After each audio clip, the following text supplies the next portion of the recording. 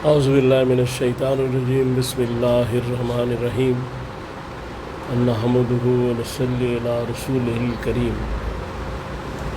انتہائی قابل احترام سامعین و حاضرین، مجھ سے اچھے لوگوں، السلام علیکم ورحمۃ اللہ وبرکاتہ۔ دروشی پڑھ لیں۔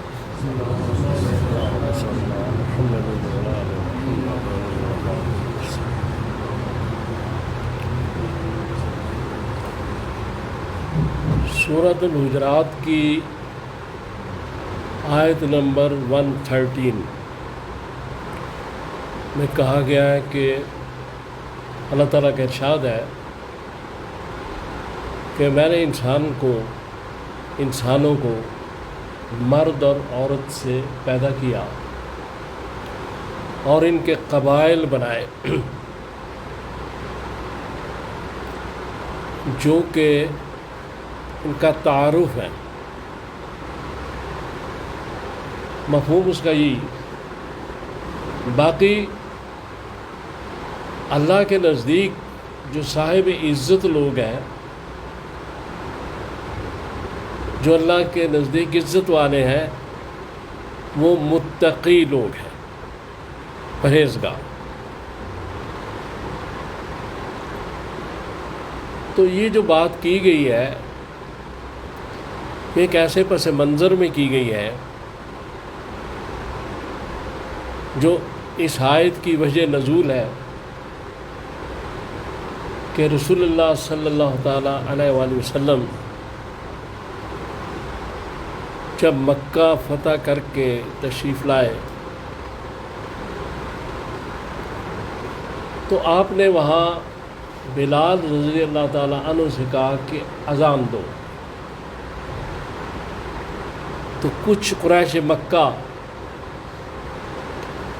جن کی نظر میں بلال کی قدر و قیمت نہیں تھی، چونکہ غلام تھا، بلال رضی اللہ تعالیٰ عنہ، انہوں نے کہا کہ دیکھیں، آپس میں سرگوشیاں کی کہ کیسے آدمی کو اذان کی دعوت دے رہے ہیں مسجد حرام میں۔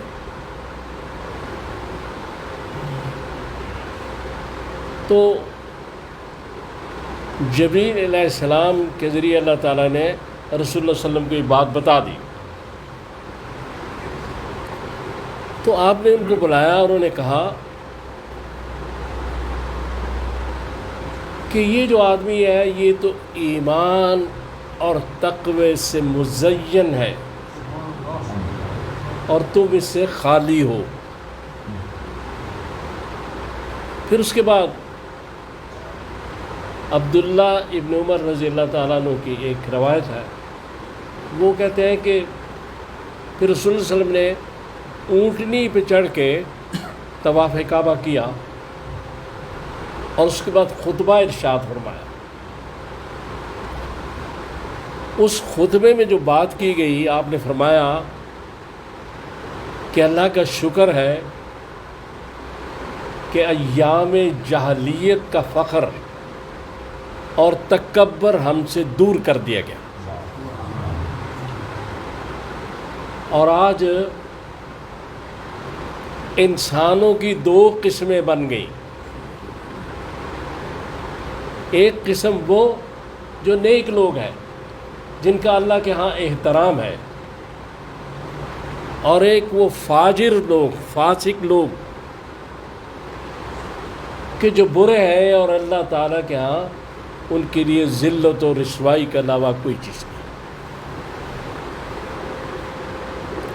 تو پھر یہ آیت نازل ہوئی جو رسول اللہ صلی اللہ علیہ وسلم نے اس کے بعد پڑھی اس خطبے کے، کہ اگر تم سمجھتے ہم قریش ہیں اور ہم ایک اعلیٰ نسب سے ہیں، یعنی یہ مفہوم سارا ہے جو اس نے فرمایا کہ اگر یہ تم سمجھ رہے ہو، اور قرآن کا مفہوم یہی ہے کہ ہم قریش ہیں اور یہ غلام ہے، اس کی کیا حیثیت ہے، تو ایام جاہلیت کا دور گیا، اب یہ دور اسلام کا ہے۔ اس میں صاحب اکرام وہ ہوگا جو اچھا انسان ہوگا، جس کا کردار اچھا ہوگا، جو پرہیزگار ہوگا، جو نیک ہوگا۔ حسب نسب بڑی اچھی چیز ہے۔ اگر کوئی شخص حضور سرور کائنات صلی اللہ تعالیٰ علیہ وآلہ وسلم کی اولاد سے ہے تو یہ شرف ہے بہت بڑا۔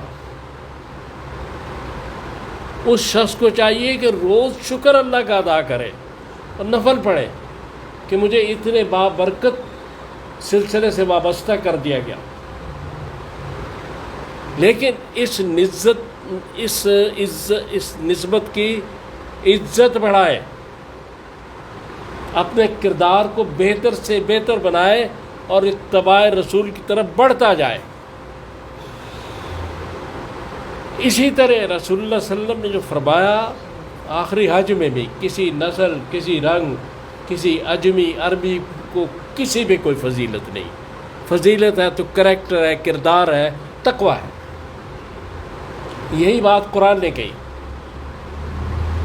کہ یہ جو تمہیں ذاتوں میں تقسیم کیا گیا، تمہارے قبائل بنائے گئے، یہ اس لیے بنائے گئے کہ تمہاری پہچان ہو۔ کیونکہ اگر یہ خاندان ہو تو پہچان کیسے ہوگی؟ ایک ہی گاؤں میں ایک ہی نام کے کتنے آدمی ہوتے ہیں،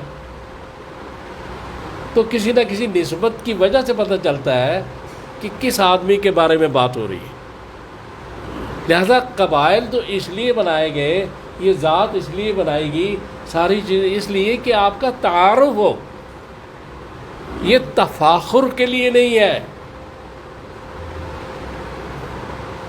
یہ معیار مدار فضیلت نہیں ہے۔ فضیلت کا معیار جو ہے وہ تقوی ہے، وہ پرہیزگاری ہے۔ اگر ایک غلام تقوی پہ ہے تو وہ کعبے کی چھت پہ چڑھ کے اذان دے گا۔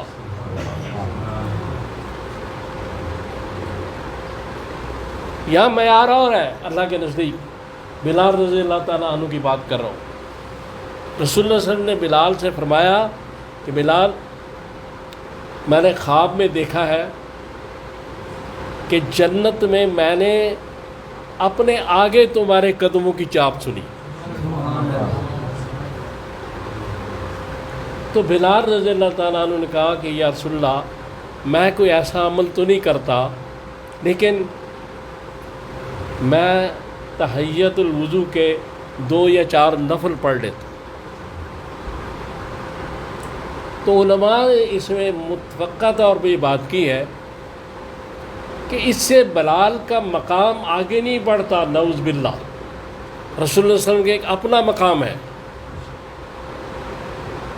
بلکہ اس سے حضور کا مقام اپنی جگہ ہے۔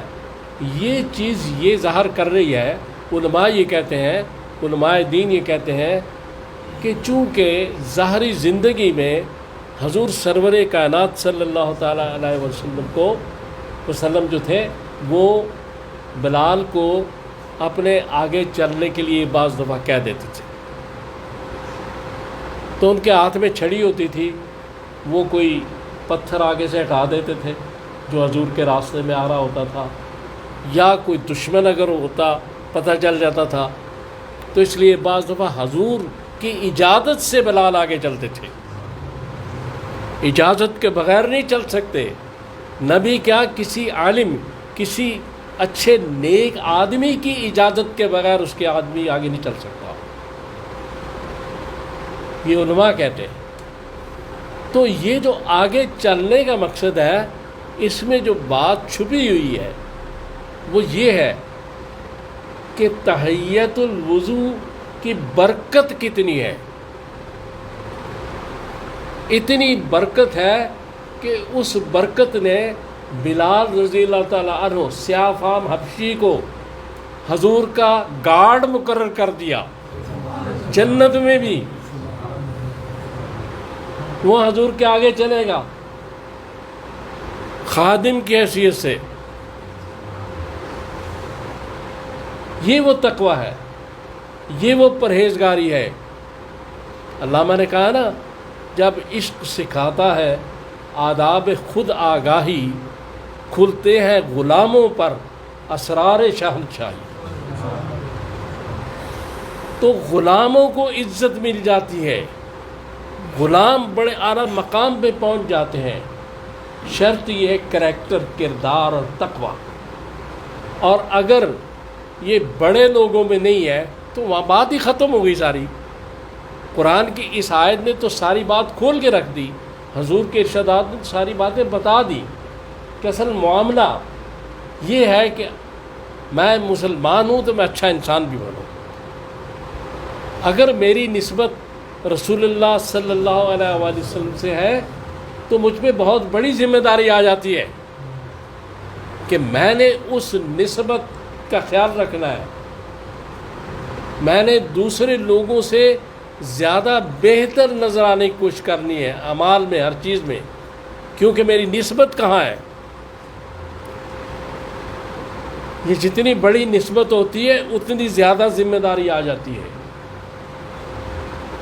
کوئی سید ہو، کوئی غیر سید ہو، کوئی بھی کسی قوم کا، کسی بھی قبیلے کا آدمی جو نیک ہے، جو پرہیزگار ہے، اس کا فیصلہ قرآن نے کر دیا۔ اِنَّ أَكْرَمَكُمْ عِندَ اللَّهِ أَتْقَاكُمْ،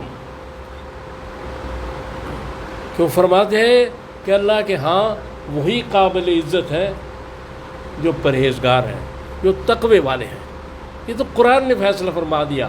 اور اسی وجہ سے کہ جو بلال کو کالا کوا کہہ رہے تھے قریش، جو بلال پہ طعن و تشنیع کر رہے تھے، ان کو سمجھ آ جائے کہ انسانیت کیا ہوتی ہے۔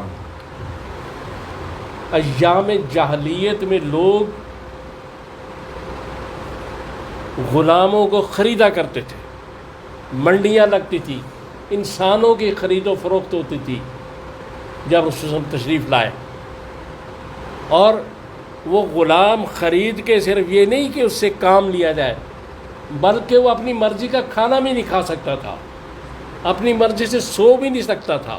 اور یہ اس وقت کا جسٹس تھا، انصاف تھا اس وقت کا۔ اس کو آ کے رسول اللہ صلی اللہ علیہ وسلم نے بدلا،